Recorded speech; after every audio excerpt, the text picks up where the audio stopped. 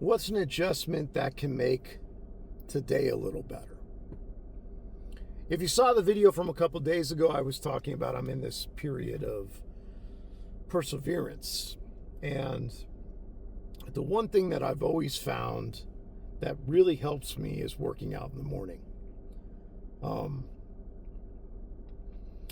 while it's been a particularly challenging period, more often than not, I'm doing my workout. And this morning was one of those days. I got up and I did it. And what I've noticed, I used to be Mr. Grumpy in the morning. Nobody could really talk to me before 10 a.m. And when you're in sales, that's really not a good thing. You kind of have to be on to get the sale. And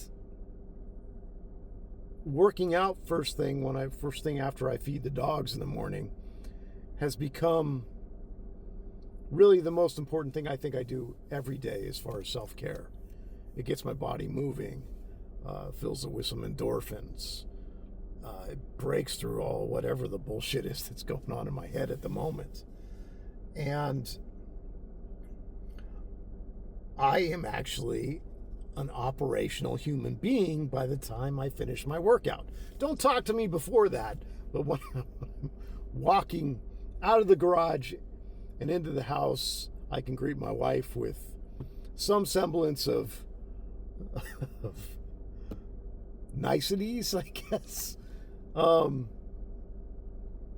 yeah, so there's one change I would suggest, one thing that you can do every day to make a difference. It's some kind of movement. And I don't care if that's yoga, I don't care if that's walking, I don't care if it's dancing. Something that gets your body moving.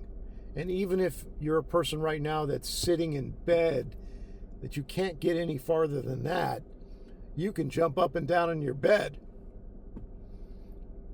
Just start moving. And today move a little, tomorrow move a little more, and the day after that a little more. And that's something you can improve every day.